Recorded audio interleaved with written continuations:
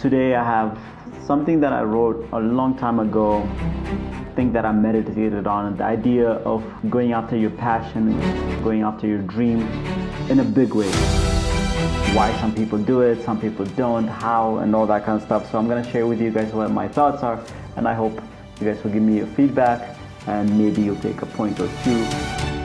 I dropped out of college after my first year, and the idea wasn't really to drop out. It's more of come to Ethiopia, see what I want to do, and then maybe if I need to go for business school or anything really specific, engineering school, the idea was to go back and do that. But the thing was, I realized that the path that I was on in the US in college was a path that would never lead me to Ethiopia, which was my main goal of living in Ethiopia and creating something in Ethiopia. So I dropped out and moved back, and I've been back about 8 years now. It's crazy.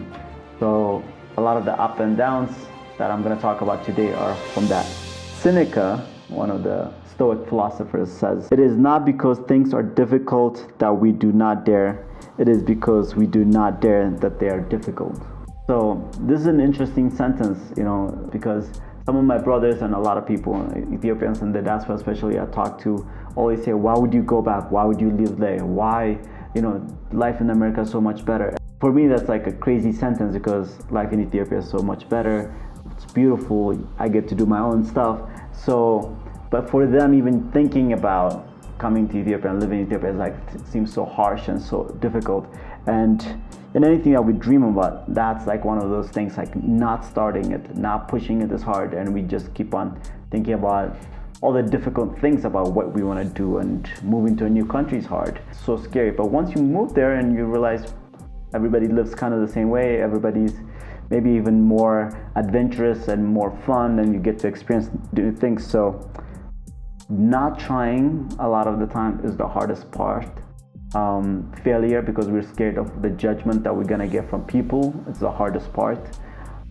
Even seeing ourselves fail is the thing that we're so scared about, so we don't do it. So there's so much of those that we kind of hold ourselves back. As an entrepreneur, one of the people that I follow is Hormozi. I'm sure a lot of you in the business world have been seeing a lot of his posts these days, but early on, one of those things he said about is like stacking up your skills and trying something. And he said one of the things was like, you're gonna fail, but the failure will be paying down your ignorance debt. So every time you fail, you learn how not to do it. You've learned a way to failure.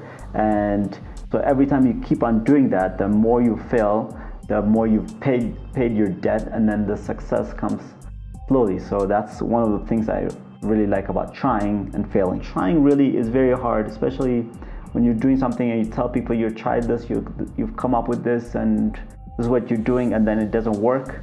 It's very hard to face people.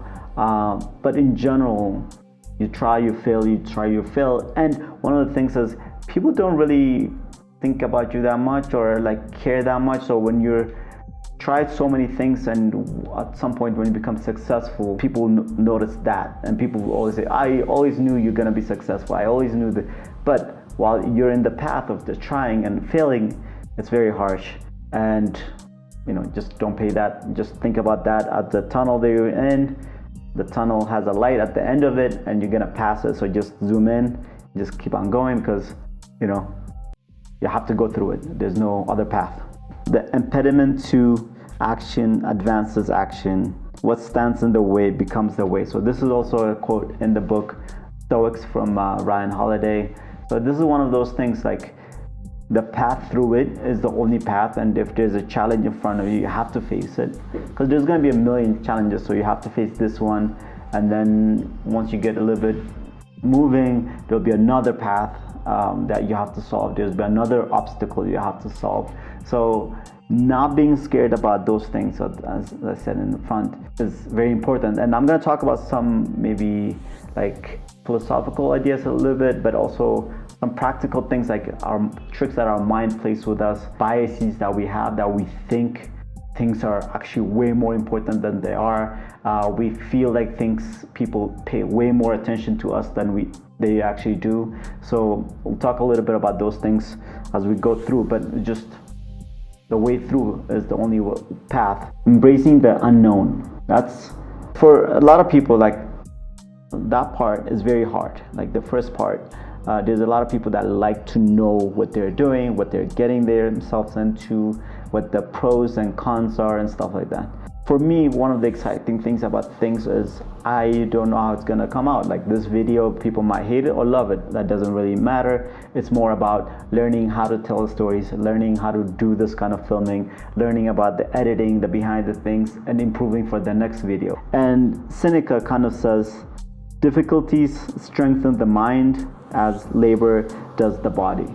So it could be difficult to sit here and talk about these things as if I know something, but I have to share. This is one of those things where I'm writing blogs for myself, really, and now I'm trying to share it and find a way to share it and learn the skills of sharing the stories and the ideas that we have. So that's difficult, but the more I do it, the better my mind becomes, and the better I'm able to tell it. And maybe in 3 years, 5 years, when I tell maybe the same script, really, people would say, oh wow, that was insightful. There's a quote from Marcus Aurelius: the more we value things outside our control, the less control we have. So this is one of those very, very important things for me, is I know where I want to go, but not everybody understands where you want to go, and maybe not everybody wants to support that path, or maybe it takes too long and all that kind of stuff. So one of the things is there's a lot of people around you that probably love you and respect you and want to help you, but they give you their ideas and their feelings and stuff like that, is to really not pay attention to that. Take it as a sign of love, but don't pay any attention to what people tell you in regards to feelings and ideas and topics. If it does enhance your path and what you think you're going to do, that's one of those things where you take it in and it's under your control. But thankfully, as long as you can read a little bit, you understand things, your language is good, and you can go online or look at stuff. Like there's a lot of resources out there, and you can teach yourself and you can go on path. But you control what you do, you control your actions, how much work you do, how much information you gather, and how much you let other things, negative feedbacks or negative, comments affect you. So this is key thing to really put into our minds, always saying, okay, that person is saying something because of their own personal reason, has nothing to do with me. I don't control it, so I don't value it. This has been one of the key things really for me. The quote is, make the best use of what is in your power and take the rest as it happens. So because there's, just like what we talked about above, if you can't control it, giving it so much value, you have less control. But then also on the other side is there's a lot of things that you can do, that you're able to do, taking your power. There's a lot of things that you only understand, maybe path, ideas, passion for something. There's things that you do and things that you have, and also the leveraging the resources around you, the knowledge base around you, the people that you know. There's some things that you have a gift and you're only able to do. So taking that control and using that is one of those things that are key, because in today's day and age, not making videos, being online on social media and stuff like that is a really, really loss of great leverage. That's why I'm doing this, and also it's a way of practicing some of the skills that I need to learn, that like I said before. But that's within your power, and then slowly learning, watching other great YouTubers and learning from them and improving our filming skills. Instead of one camera, multiple cameras soon, hopefully, movement, going around different places and talking about these. So these are things that are in our power, and we know it, so we can do it and improve on it. So taking things into your own power and using your resources, your skills, your knowledge, and then whenever something happens, challenges happen in front, we don't know how to edit, we learn how to edit, we put it out there. People don't like our ideas, we work on that.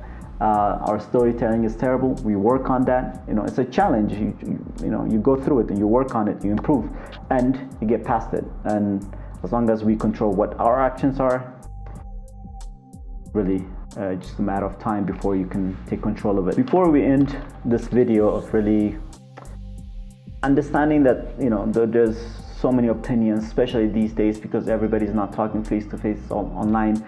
Negative comments, good comments, bad reviews. It doesn't really matter. Our actions, our path, our dreams, that's what matters. And making a conscious effort to make a plan and go for it is really key. And I want to talk about some biases, because there's one of the things in this world is the more understanding we've come, the more we've come to understand the mind and biology and the way we think, our psychology. It's really key for somebody like me to look into those principles in psychology and the way our mind works. Because, as an entrepreneur, it's overcoming challenges and fearing. But one of the things that helps me is reading biographies of people who I admire, who've gone through challenges, and remembering those stories and that they've gone through challenges also. One of the big ones that I always quote is in 2008 when Elon Musk, Tesla, and SpaceX were gonna go bankrupt. In the new book with Walter Isaacson, he talks about how for a month, he was throwing up. He's so scared that everything was failing. And literally, the night of when he was about to sign the bankruptcy papers, a loan from the government came through and he survived. But knowing that challenge, if he can go through that for a month, I can go through some difficulties for a few months. And because I'm not at his level, hopefully things won't come to 24-hour stuff, but just knowing that helps you out so much. Just understanding the different people they admire, the difficulties that they went through, and they went through it, so you can too. I am Dejene Hodes, and this is my channel where I'll be sharing with you guys some ideas that I have, documenting my journey of entrepreneurship throughout Ethiopia as we go through entrepreneurship in tourism, art, hopefully soon coffee, and the YouTube world. I wanted to share that with you guys. We'll be documenting and sharing things that are more business sidey, philosophical sidey, ideas wise, inspirations, sometimes even asking you for help on ideas and paths to take on. I hope you guys enjoyed today's video. Let me know what you think.